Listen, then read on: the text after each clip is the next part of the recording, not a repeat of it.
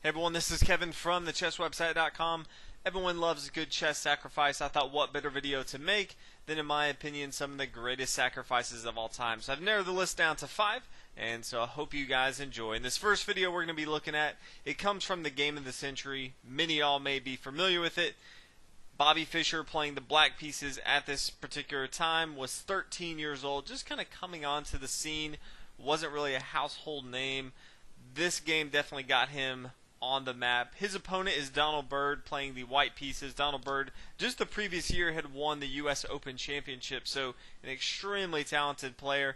But if we look in it, just kind of setting it up, we have the queen coming here. The queen under attack here on d8. The queen coming here to b6, and then white getting his bishop involved to c4.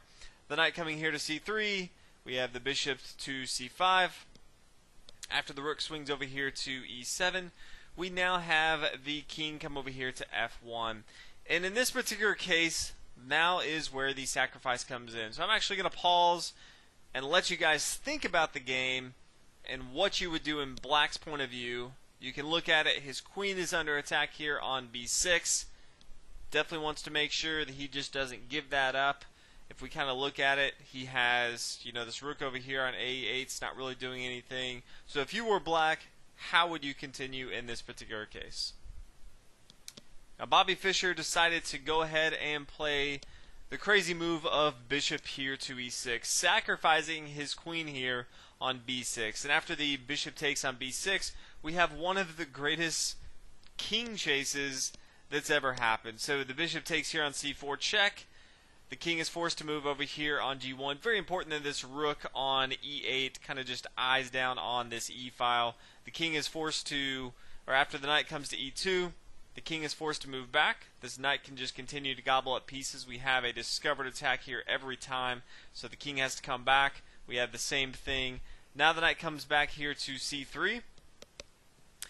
King comes back again since he's being attacked, and now we have the pawn taking the bishop here on b6, also a discovered attack on the queen.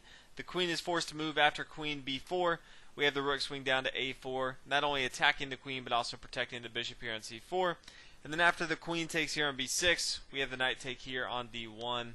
And Bobby Fischer later on would go on to win this game. If we look at it, I'll go ahead and continue the game here in a minute, but if we look at it, Bobby Fischer gave up his queen, and in return, he got a rook, he got a couple minor pieces, he got a pawn, and really he just was able to just dominate the rest of the game. We have the rook over here in the h1 corner, not really doing anything. Bobby Fischer, more than anyone, really knew how to utilize all of his pieces together. And if you look at it from white, it's really hard to recognize that this queen here on b6 is not just going to be taken, and you're going to have a really good game for white. So we'll go ahead and continue just so you can see the rest of the game. I'm not going to give too much commentary on it just because there's another video on the game of the century if you want to watch it. But we'll kind of go through the moves right here. And then after we have the king come down to g1, then it's actually a force mate from Bobby Fischer. And so we just kind of brought the king over, and eventually it was checkmate. So this is game number 5 in our best sacrifices of all time.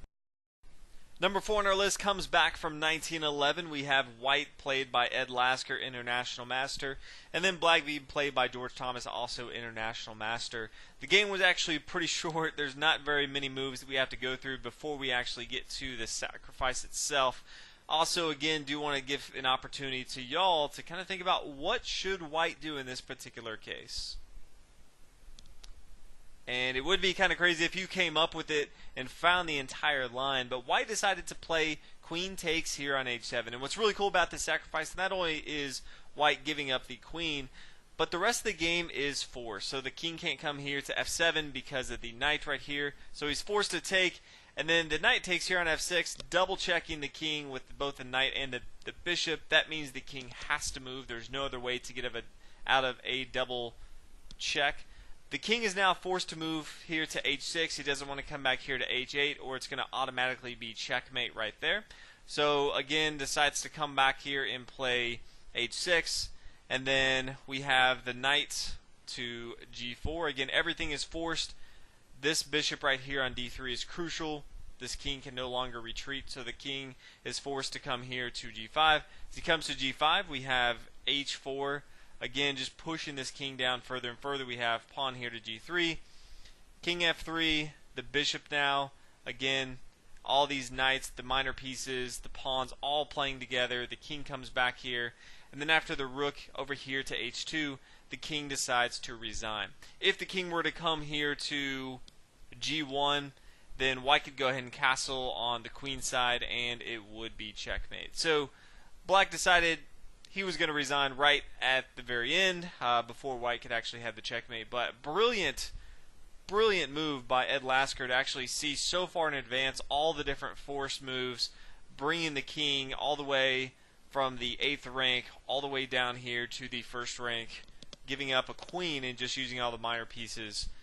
Get you on the top 5 list of the chess website's all-time greatest sacrifices. Number 3 on our list comes back from 1928. White's going to be played by Glingsberg. Black's going to be played by Miguel Najdorf. Obviously, he has his own variation in the Sicilian defense, so very, very strong player. In this particular case, white is under attack, so he plays his king here to g2, and it's black's move.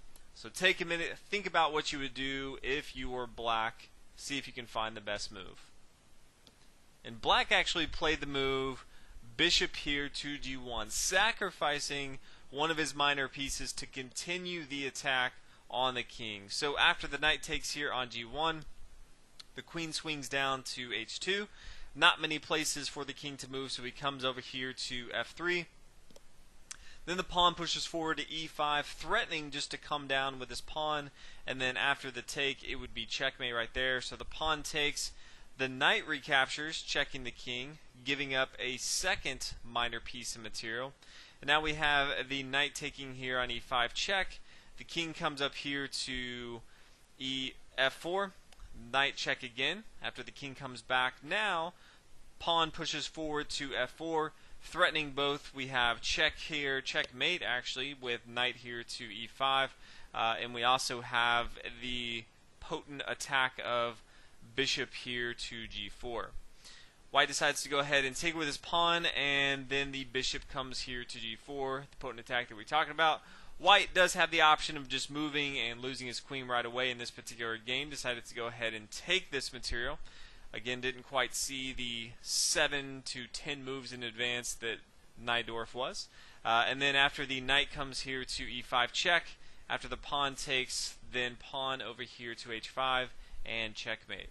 What's really cool about this game is black managed to sacrifice all 4 of his minor pieces, even those pieces that weren't even closely related to, involved into the action, managed to sacrifice all of them for a checkmate later on to the game. So extremely good game. Really cool to have a very interesting way to sacrifice a bishop early on, just to have an attack on your opponent's king. Always definitely fun to watch, and earned your spot as number 3 on the chesswebsite.com greatest sacrifices of all time. Number 2 on our list comes back to 1858, one of my all-time favorite games in chess. White's played by none other than Paul Morphy.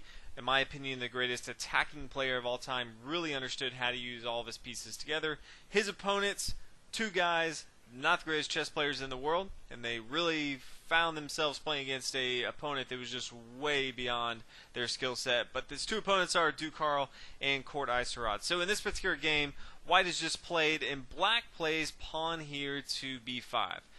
White's played by Paul Morphy, so take a minute, just think about how you would continue with this particular setup. And Paul Morphy started the attack with the knight taking here on b5, recognizing that didn't really need the knight for the attack, so sacrificed it. Then after the sacrifice, the bishop takes here on b5. Then we have the knight stopping here on d7. We have the castling, gaining the tempo with the attack here on d7. Black swings over and tries to give some assistance with his rook here on d8. And then we have an exchange here, giving up that rook there on d7 for the knight. And then after the take, now we have the rook swinging over right here. The rook can't move because it's pinned down with the bishop right here. So we have the queen trying to give some room for the king to breathe a little bit. So we have the bishop take. After the knight takes, then the queen takes.